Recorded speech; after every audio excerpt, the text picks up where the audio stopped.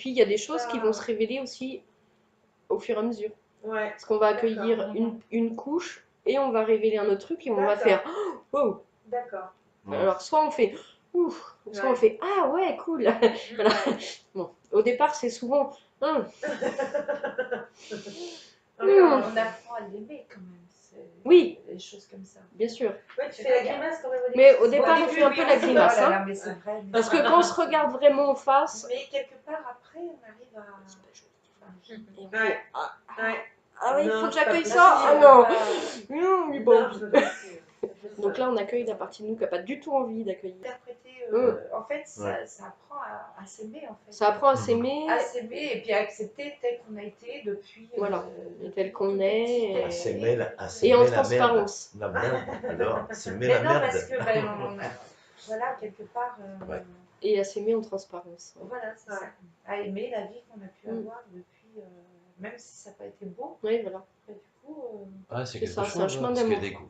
des grandes croyances derrière. Donc les croyances. Il y a des croyances. Il y a des grandes croyances qui sont ancrées bien en soi. Waouh. Puis surtout quand on a entamé un chemin spirituel, elles sont costaudes. Ouais. Et qu'est-ce que c'est la respiration. De toute façon, la respiration fait partie de l'accueil dans le sens où justement ça aide à rester dans la présence. Parce que sinon. Expire. C'est vrai que oui. C'est bien. Moi, partager un coup. Je voulais demander si c'était une bonne méthode. Parce que pour l'accueil, parce qu'au départ j'avais un peu de mal, mais bon, au bout de 3 séances, c'était un peu plus facile. Mais en fait, pour s'aimer soi, c'est pas évident je veux dire.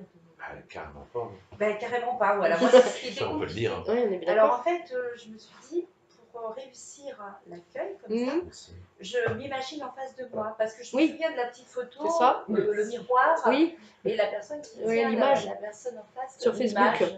Sur Facebook. Je le fais passer la Oui, très bien. J'y pense pas. Et en fait, je l'imagine en face de moi. Comme si je me parlais. C'est ça.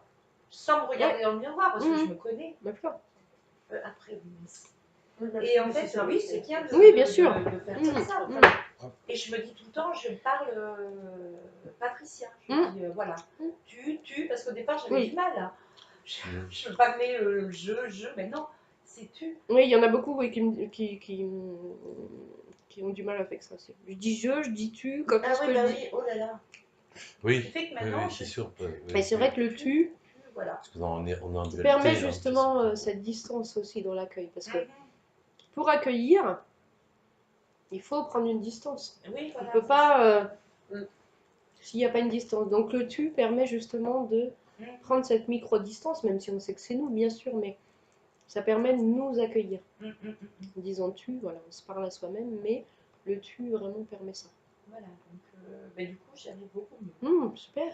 Ah oui, je suis contente parce que du coup j'ai l'impression de... Ah oui, non mais moi ça me rend... Je rigole pas pour ça, ça me renvoie avec quelque chose.